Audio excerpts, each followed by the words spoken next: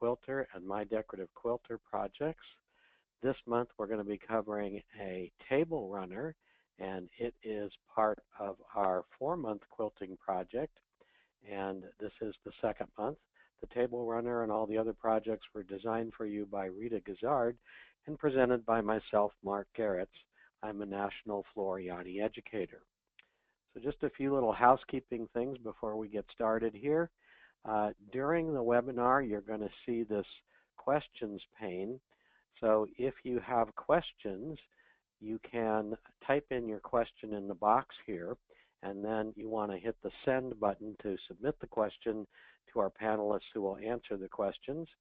Now I just want to mention one thing, and that is that the questions that we're going to take on this webinar are only specific to this webinar and this project, and not any other kind of technical support question. If you have those questions, please support them with a normal tech support help ticket. So let's go ahead and get started. This is the overview of the project, and it's a 4-month project. We're in month 2, as I said.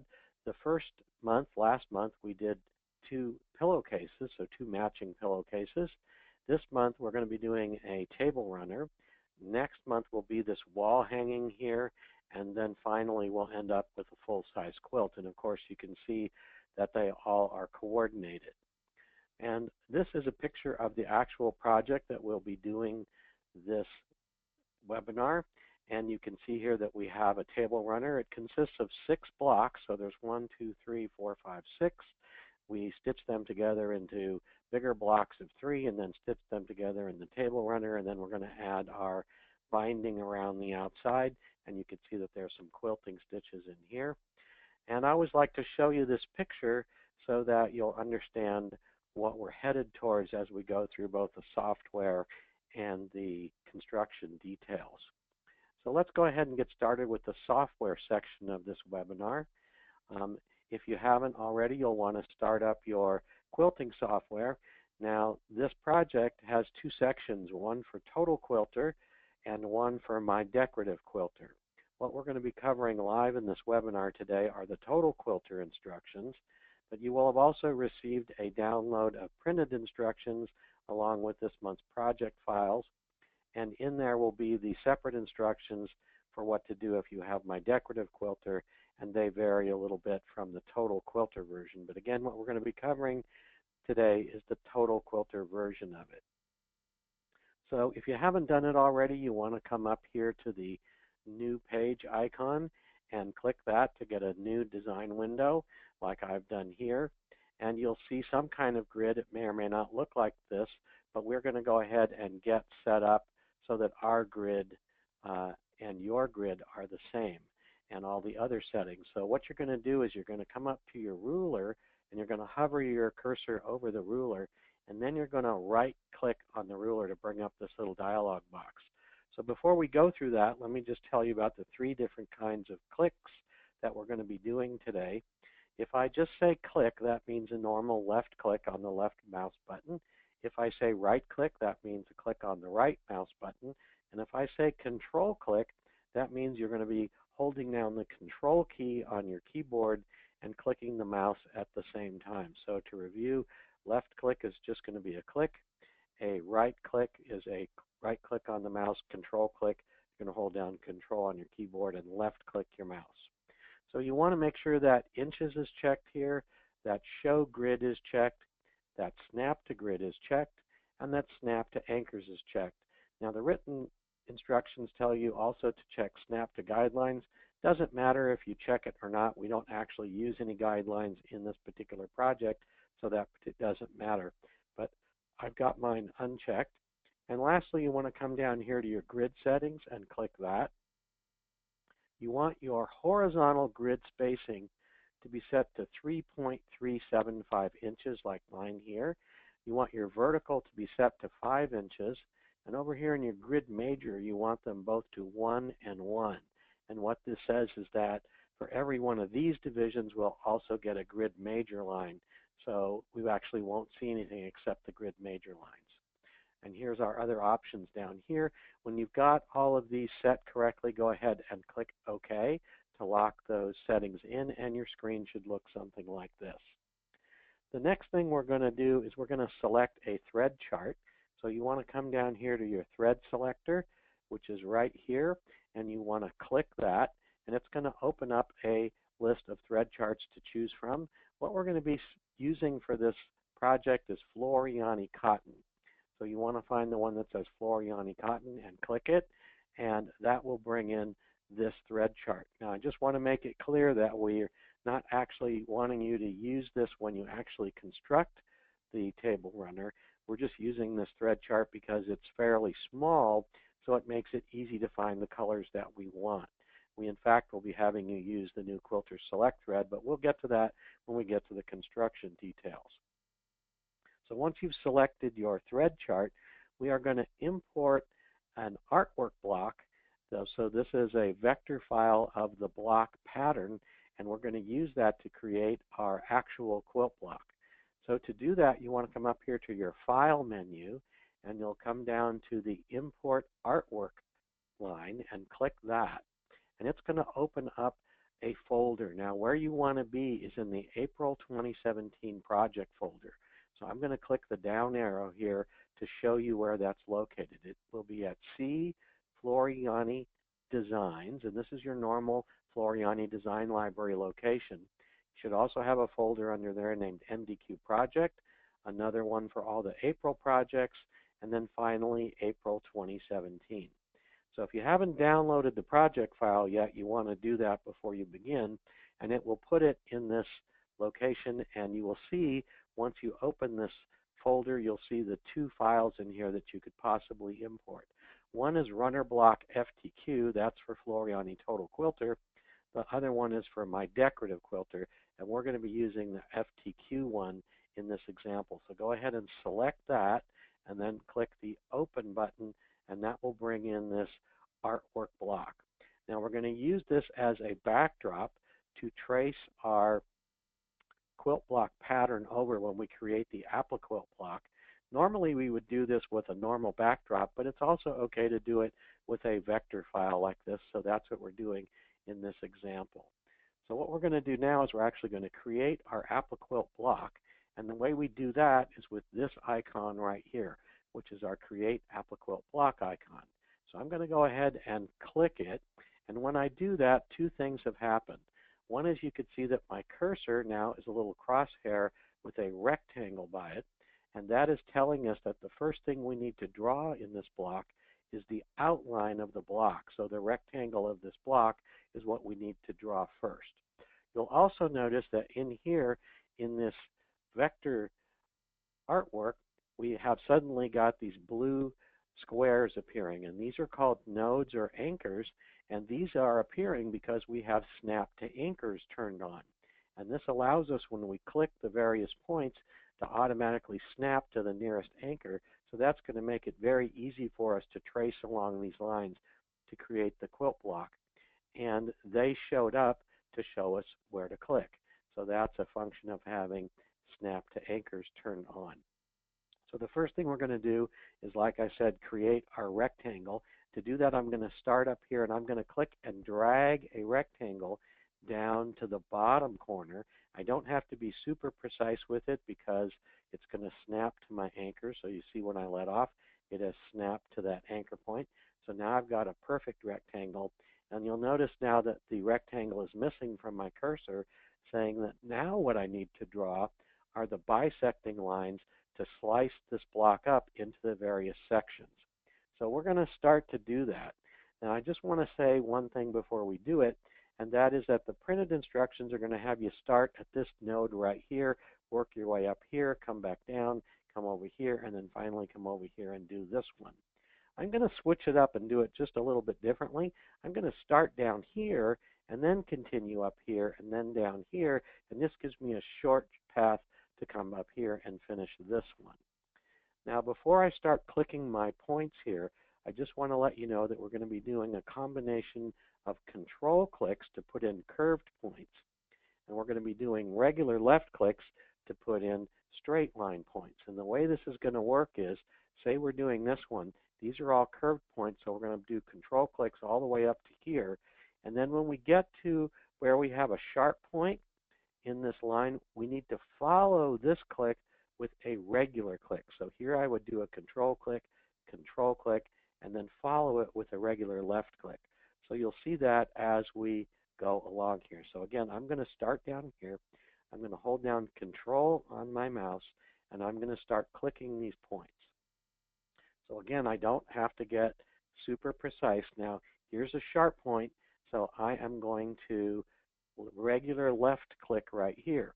Now, this is also a sharp point, so I'm going to follow it with a regular left click, and now I'm going to control click along all the rest of them till I get to here. Now, when I get to my last point in a line, to tell that I'm done with that particular line, what I need to do is press the Enter key on my keyboard. So that's what I'm going to do to lock that line in. Now I'm going to continue up here with a control click, control click, control click, control click, control click, control click, control click, following a sharp point. So a regular left click, following a sharp point again. So a regular left click. And you can see here that put in a straight line, but as I do a control click up here, it's going to bend it to follow that curve. And I'm going to end up here with a normal, or with a regular, I'm going to end with a control click. Then I'm going to press enter to enter that line. Now I'm going to come down here and do this one. So I'm going to control click, control click, control click, control click, control click, control click, following a sharp point. So a regular click, following another sharp point. So a regular click. Now a control click, following a sharp point. So regular click, control click, following a sharp point. So a regular click, another sharp point, so a regular click, and a control click all the way to the end. And then I'm going to press enter to lock that one in. One more to go. It's this one here. I'm going to start down here and work up this way. There are no sharp points in this one, so these are all going to be control clicks. So I'm just going to control click all the way around this, just matching all of these points. And you can see again, I don't have to get super precise with this because I am doing my snapped anchor. So I have finished that. I'm going to press enter to enter that one in. And now to lock all of this in, bisect the block and create our apple quilt block, I'm going to right click on the mouse. It's going to calculate for a second while it bisects up this block. And you can see now we've got a nice block that is bisected up exactly like our block underneath. So the next thing we are going to do is we are going to start embellishing this quilt block as well as assigning our fabric colors and our stitching lines. The way we do that is with this tool right here.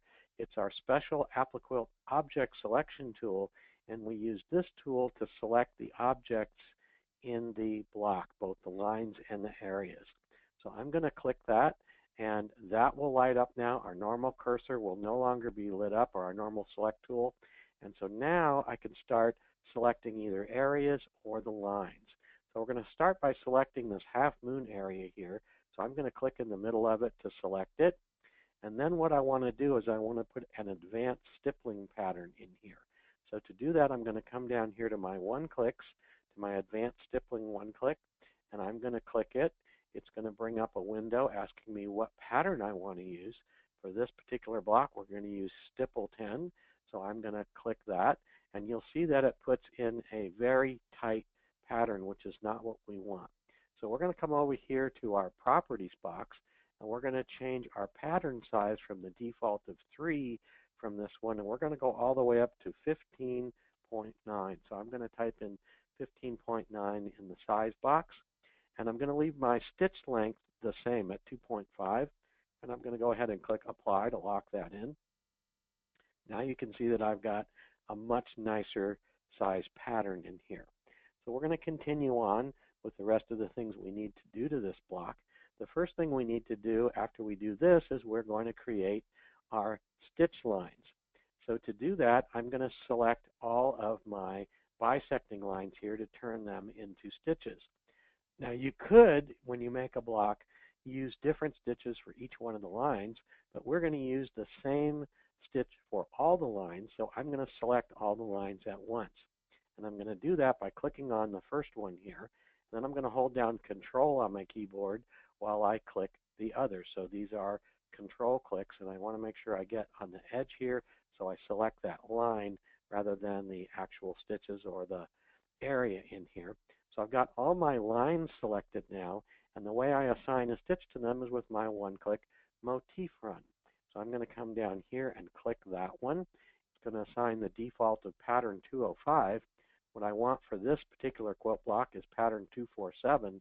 So I'm going to click the down arrow, and I'm going to scroll down here to 247, and I'm going to select that pattern. Now the pattern size is 15, so that's way too big. So I am going to change it to 6 millimeters, and I'm going to leave the rest of these settings alone, and I'm going to click apply, and it's going to put in a nice 6 millimeter binding stitch here for all of our binding stitches that are going to tack down our fabric to our base fabric. The next thing we want to do is we want to color this, because we want to make sure that when we create our cut files, that the software knows which sections to assign to which cut color.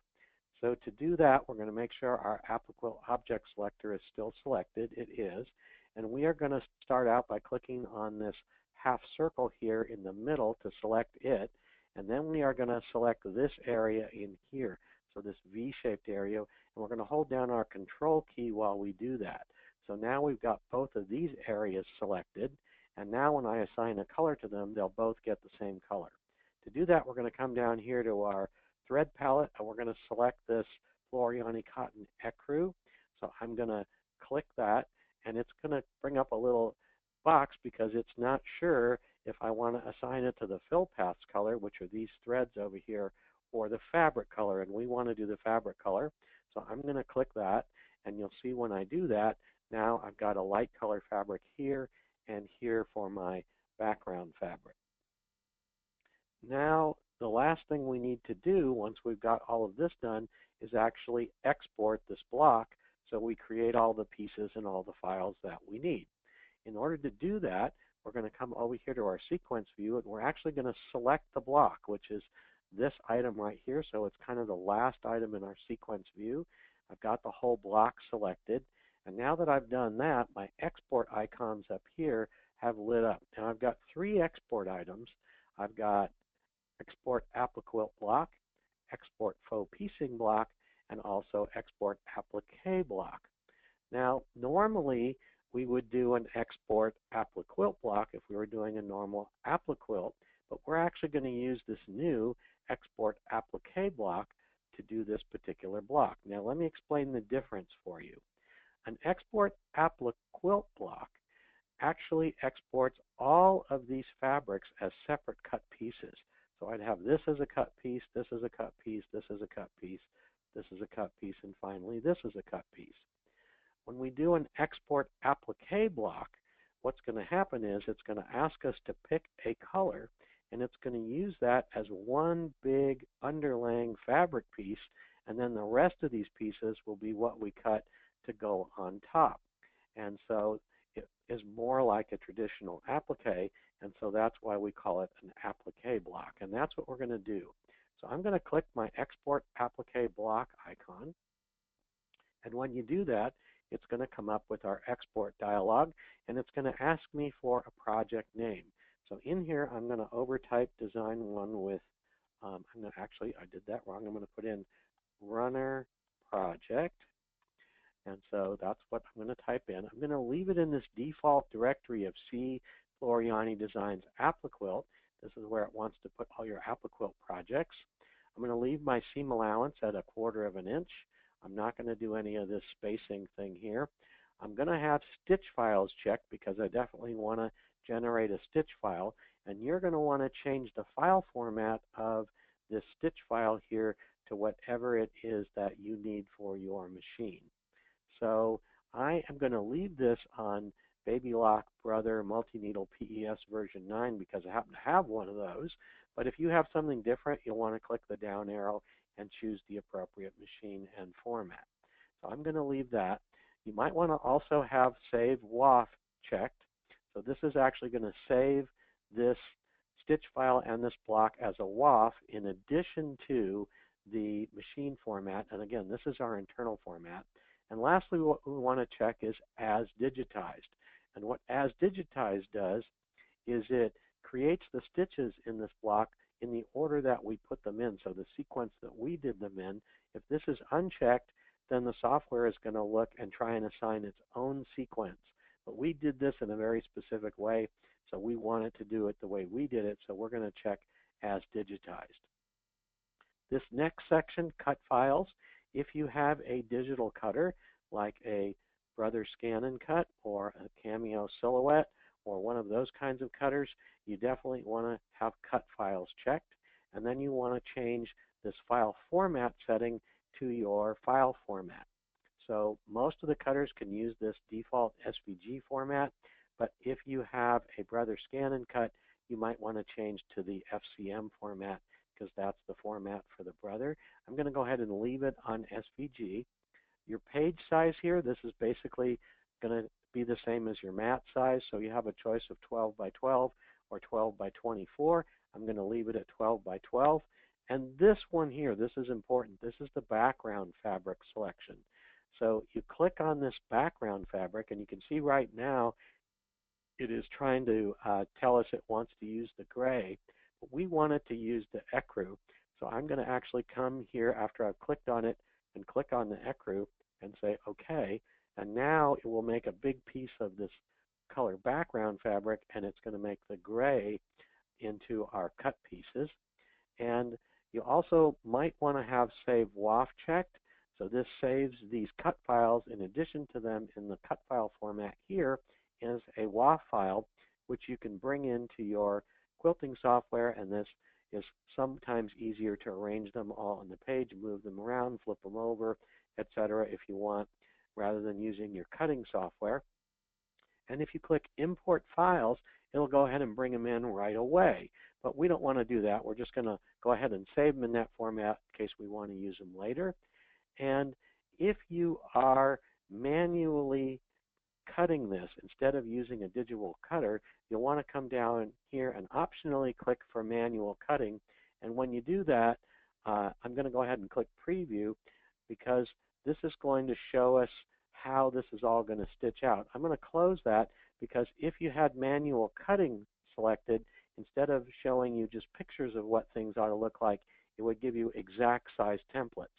Now, I say this is optional because in the monthly download, we've already given you the exact size templates that you can use to print out and cut your pieces manually.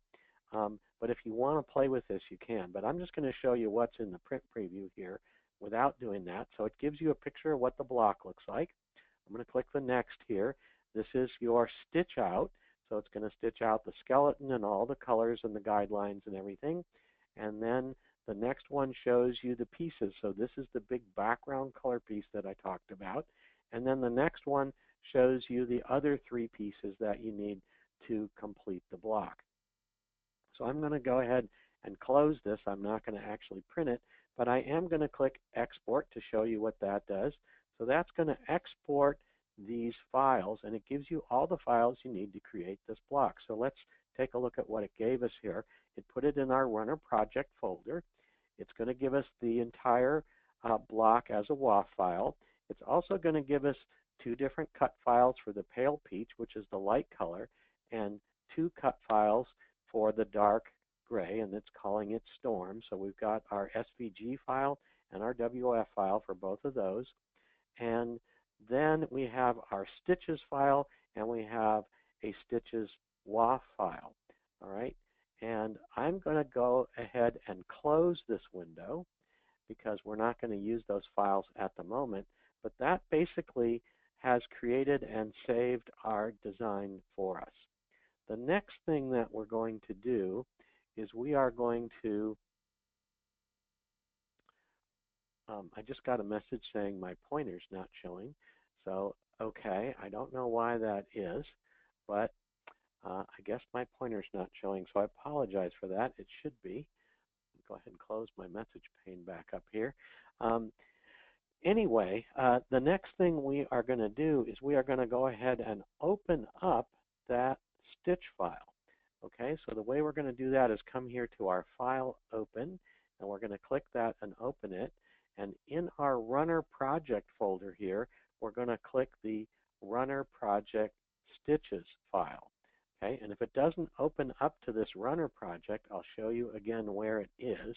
It's in C, Floriani, Designs, Appliquilt, Runner Project.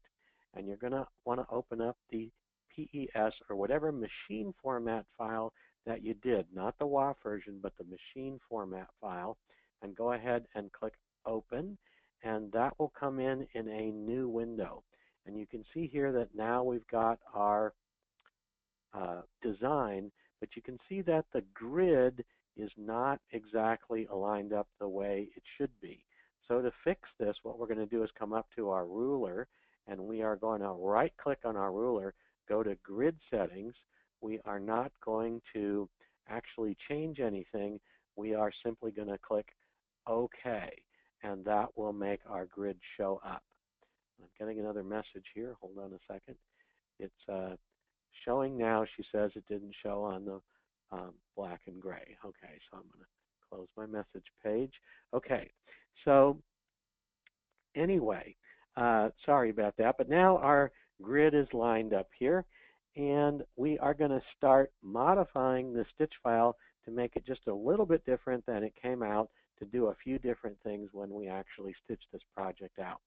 So the first thing that we're going to do is we're going to eliminate some of the stitches. So this set of stitches right here going around the outside, this is a cutting guideline, and we're just actually going to delete that because we don't need it for this project particularly. So I'm going to select it over here. It's the first item in our sequence view, and I'm going to delete it. Now you have three options for ways you can delete this. One is you can use the delete key on your keyboard. The other is you can right-click on it over here in the sequence view and choose delete. You can also come up here to the scissors icon, which is our cut icon, and click that. And so I'm going to do that to actually delete that set of stitches. Next, you should come down to the last set of stitches here and select it. And this is the guideline that goes around the edge of the block. And we want to keep a guideline, but we also want to create some extra stitches to show us a placement line for where to put our batting down in the hoop, and also to tack that batting down.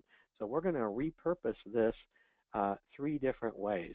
To do that, we need to make two copies of it, so we have three sets of stitches. So I'm going to come up here to my copy icon and click it to make a copy. Then I'm going to click paste twice to make three sets of run stitches. Now we want all of these to occur at the beginning of the stitching, so we're going to move these up to the very top of our sequence.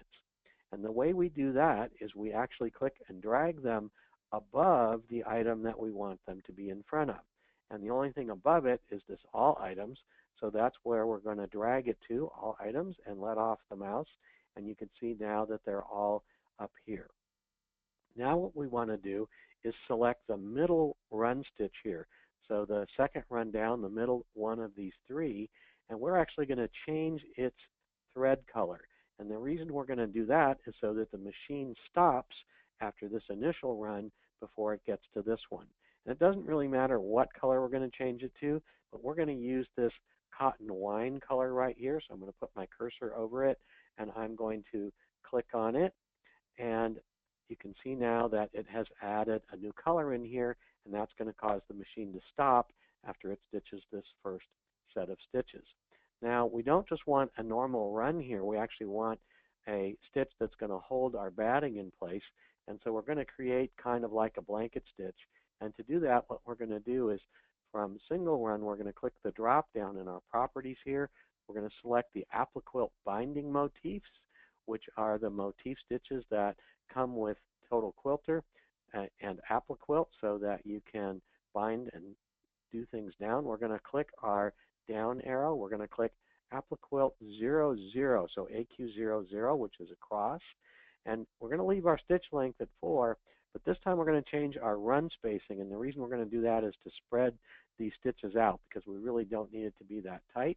So I'm going to change it to 4, and then I'm going to click Apply, and it is going to put in a nice tack down stitch all the way around where our binding is going to go. Now the next thing I want to do is I want to select this third run down, and then I'm going to select the next item.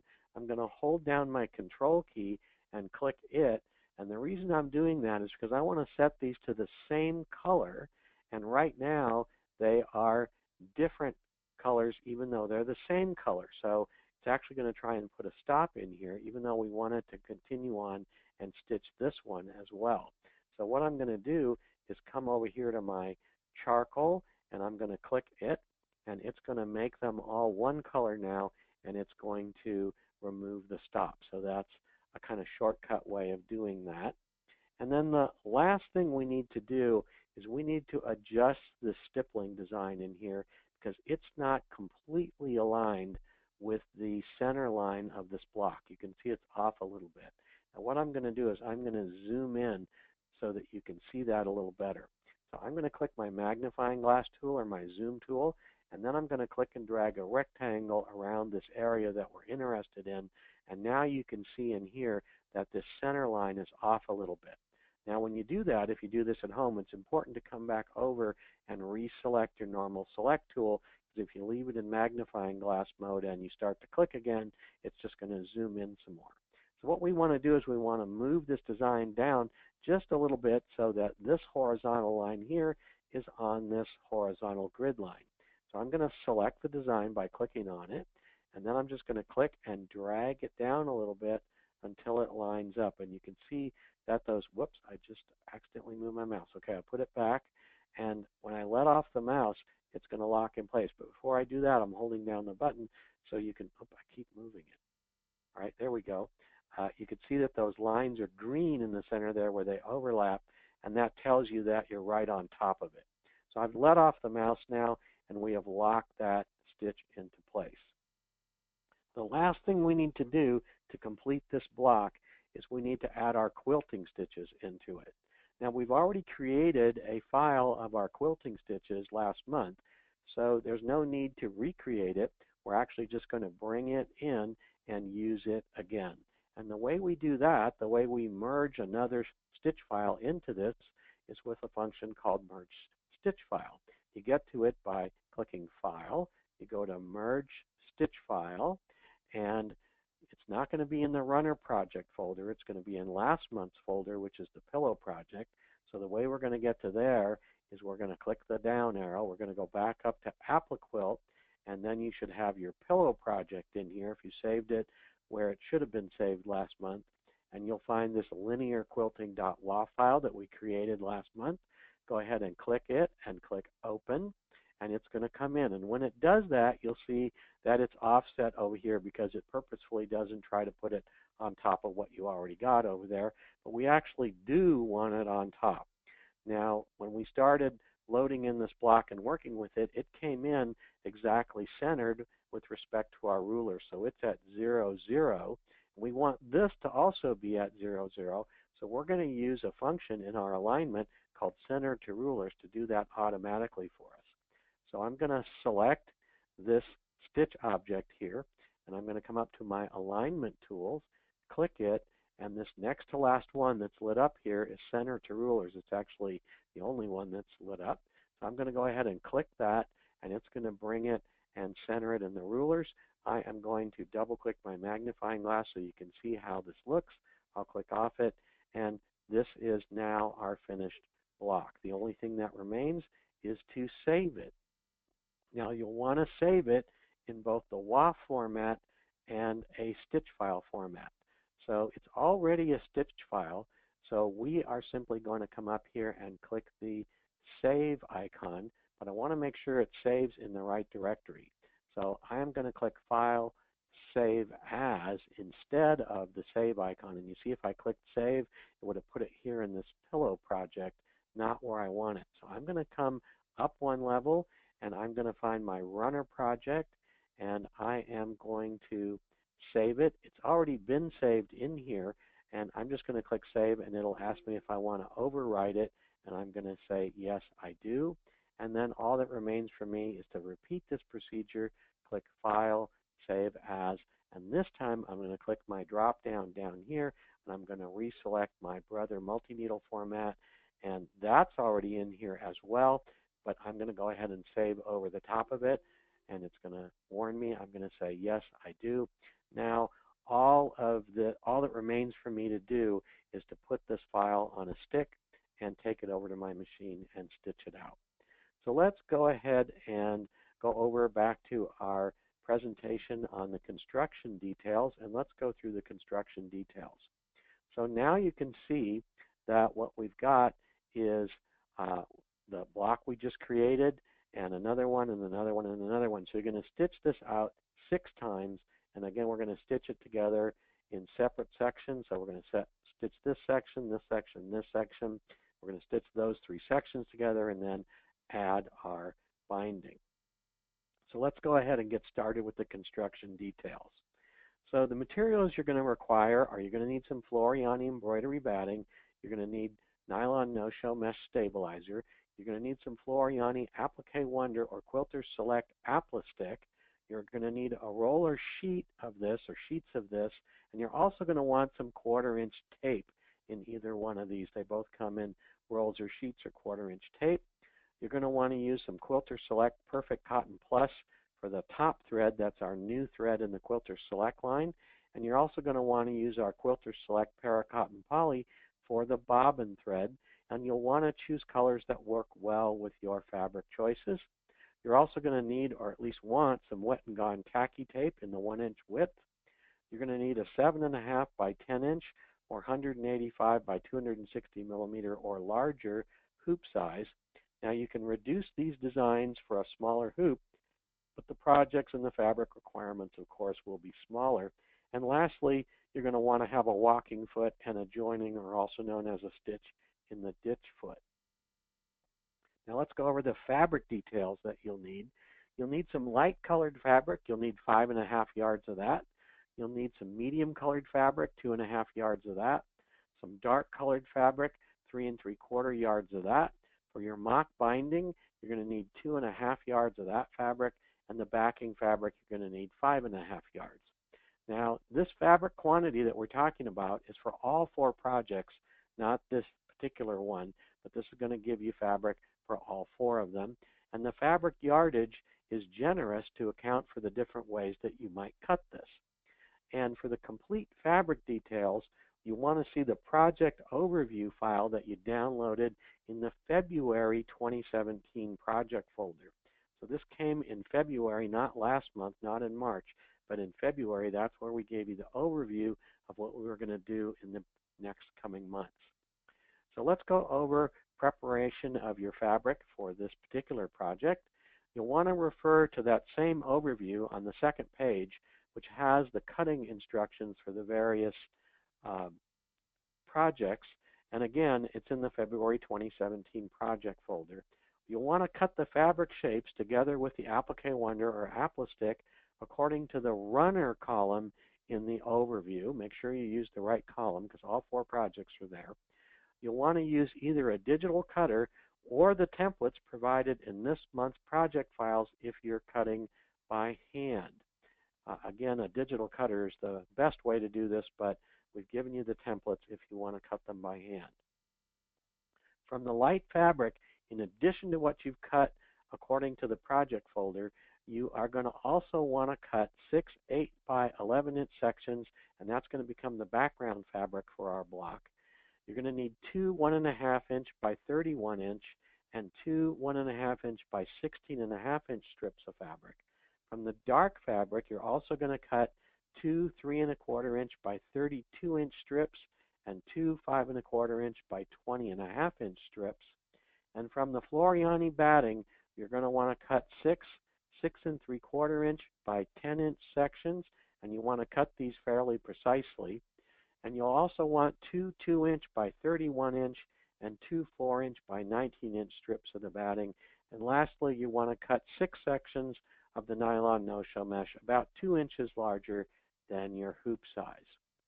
Now, before we embroider, it's important to note that some of the color changes in this design are there simply to make the machine stop between the steps, and that's so we can put down our batting and our fabric pieces because we're doing some applique, and this is the way this quilt block is put together, with the batting going down first and then fabric on top. So you'll want the machine to stop. Now, even though it's calling for a different thread color, that's a trick to make the machine stop, but you have the option of leaving the same thread in, or you can change it as you desire. However, if you have a multi-needle machine, you will want to use the machine controls to insert those manual stop commands to make the machine stop between the colors. Otherwise, it's just going to continue on to the next thread and you won't be able to put your fabric down. So next, what you want to do is you want to load in your table runner design into your machine. That's the file that you saved. You'll want to hoop a piece of Floriani nylon no-show mesh, attach the hoop to the machine, and stitch out the first color, which will be the placement lines for the batting. Next, you'll want to center the batting within those placement lines, and then you'll want to gently hold the batting in place during stitching of this next step. And you want to use a stiletto or a chopstick, a pencil, or some other kind of tool.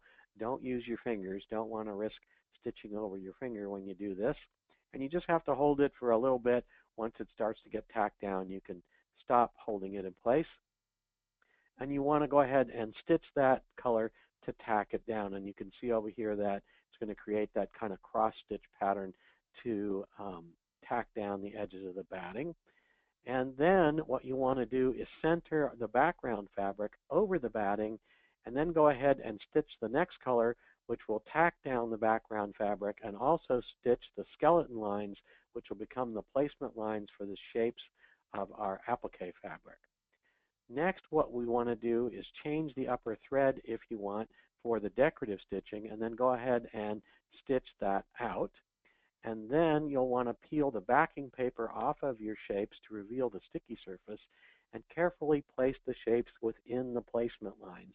And then you want to press them to secure them in place. And you can either finger press them, and or you can use a little light iron to get them to stick a little bit better. And then you'll want to change the upper thread, again, if you desire, to the color that you want for the binding or cover stitches, and then go ahead and stitch those stitches out. And then, lastly, you'll want to change the upper thread, again, if you want, to stitch the next color to stitch our quilting stitches, which are going to quilt across it in that linear fashion.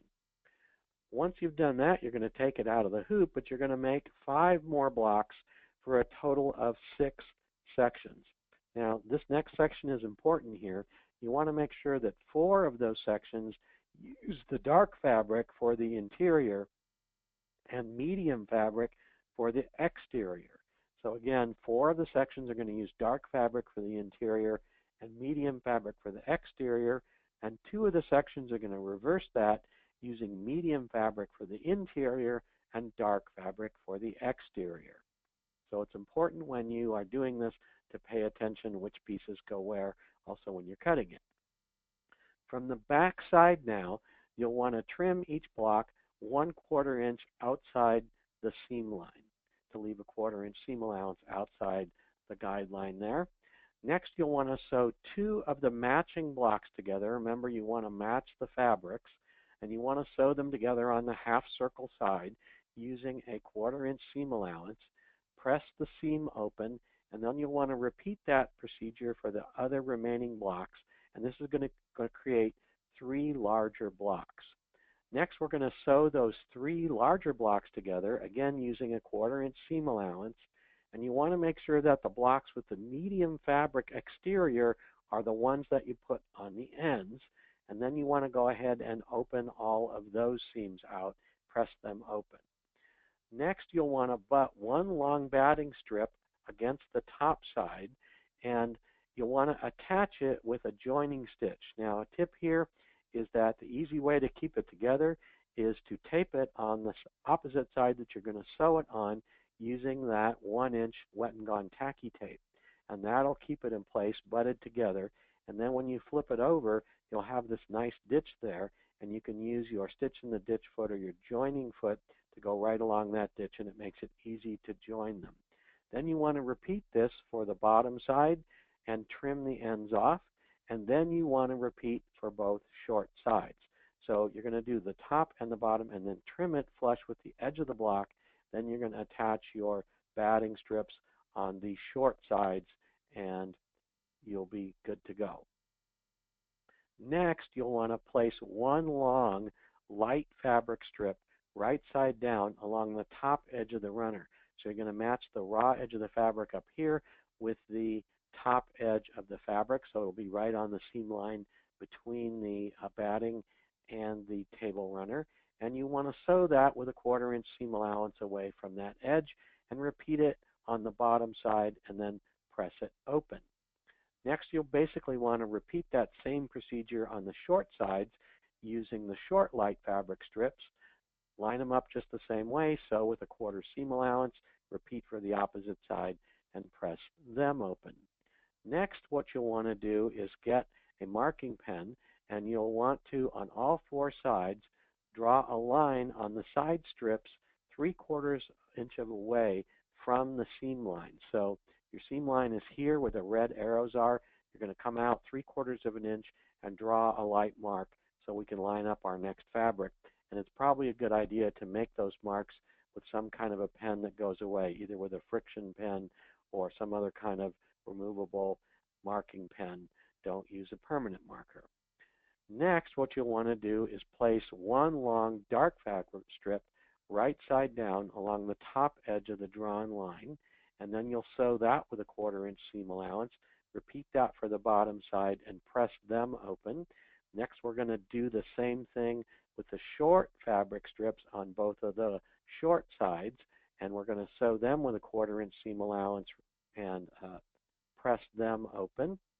And then what we're going to do is we're going to measure the fabric of our runner. So you're going to measure all the way out to the edges of the fabric. And then what you want to do is you want to cut a section of your backing fabric 1 inch larger than the runner all the way around. So you can have this piece of backing fabric that overlaps all the edges by 1 inch. And next you're going to place that backing fabric right side down on a flat surface, and then you're going to center the runner on the backing right side up. And you're going to pin it together in a few places if you want. Sometimes it's easier to flip this over when you pin it. And then what you want to do is you want to take it to your sewing machine and you're going to want to stitch in the ditch around each block where the lines in red are here in this diagram to secure the backing to the runner. Now obviously you're going to want to use a thread choice that melds well with the front and the back. Next, what you'll want to do is fold the side borders towards the center to move them out of the way, and you're going to want to trim both the batting and the backing fabric together 3.5 inches from the seam line on both sides. So you're going to come out 3.5 inches from that seam line and trim off all of the excess out here, measuring 3.5 inches. And of course, the best way to do that is with our new Quilter Select rulers, mats, and cutting tool. And then what we're going to do is fold in the top and bottom borders towards the center to move them out of the way. And then you're going to trim the batting and the backing fabric away in the same fashion, but this time you're going to measure 1.5 inches away from the seam line on both sides. Now you'll want to open out all the borders again, press them open, and flip the runner upside down so you're looking at the back of the runner. Next, what we're going to do is we're going to fold the top border in half to meet the edge of the runner. So if you just fold it in half, it should meet the edge of the runner, and then you want to press that seam. Next, what we're going to do is fold it in again all the way in, covering the back by about 3/4 inch. So you're going to fold in to match the edge and then fold over again to come over the back side of the table runner, and you want to press that seam. Then we're going to open it out for a little bit temporarily here, and on the inside of that we are going to press 1/4 inch applique wonder tape to the underside of the border. So you want to put it on the outside piece, and one important thing is make sure that the tape doesn't extend past these seam lines here. So you want the tape to kind of be on the inside here. It doesn't have to be butted up perfectly. This is just going to hold this in place as we turn it back over. You're going to Remove the release paper and finger press it in place. And then what you want to do is repeat that same procedure on the bottom side. So that kind of creates our binding for the both long sides. Next, what we're going to do is we're going to trim this out. Before we do that, I want you to see what this should look like. So this area in here is going to be the seam line of our top piece folded over. What we're going to do next is we're going to reduce some of the bulk in that fold by cutting out a little rectangle here. And what you want to do is cut out the area in red here, and you're going to leave about a 1/4 inch away from the fold and cut the rest of it out here along this seam line here. So you're just going to cut this out, and when you're done, it should look like this over here with that 1/4 inch fold is all that you need to have remaining. Next, what you want to do is fold the short side in at a 45-degree angle and leave about 1/8 of an inch gap here when you do that. So you're going to end up with something that looks like this, and then you'll want to press this in. Next, you'll want to repeat that for the remaining corners. Next, what we're going to do is we're going to fold this whole border in again, and don't forget this is the short side now. We're going to fold that in, leaving a slight gap. And when we do that, we're going to create this sort of triangle here, and this is going to form our mock miter when we fold this over. So we're going to fold it in again firmly over the back of the runner and then repeat it for the other side. And you want to secure this again with some 1/4 inch applique wonder tape, just like we did before. So you do a fold and then a fold over again onto the actual back of the table runner, and it's going to create this mock miter here. Now it's important to remember that only the short side piece here is the one that gets folded, and that's why we call it a mock miter, because this one doesn't actually have a miter fold in it. It just looks like it does when we're done. Next, what you'll want to do is stitch in the ditch between the light and the dark borders to hold all the borders and all the folding together. And then you want to use the Quilter Select 60 weight thread, and you want to pick a color that blends well with the background fabric again to do that. And then for a more finished look, you'll want to mimic the quilting lines in the borders. And when we say mimic the quilting lines, they'll be the ones that'll be here in the quilt blocks. So you can see here in the red, we've kind of mimicked those linear quilting lines all the way around. And that's the way we've designed this. But if you prefer to use your own quilting pattern in the borders, you can. You can do your own fun way with this. So that completes construction of the table runner. We hope that you had a great time with this project. We also want to thank you for attending. We hope you'll use this video along with the printed PDF instructions to recreate the project at home. And of course, we want to invite you to come back next month for the next project in this series, which will be our wall hanging. Now, next month will not be a live webinar. That one will be pre-recorded due to scheduling conflicts. So we're going to go ahead and pre-record that, but it will become available right around the first of the month, along with the downloads for the next month's project. So we'll see you via video next month and live in 2 months again. So again, thank you everybody for attending.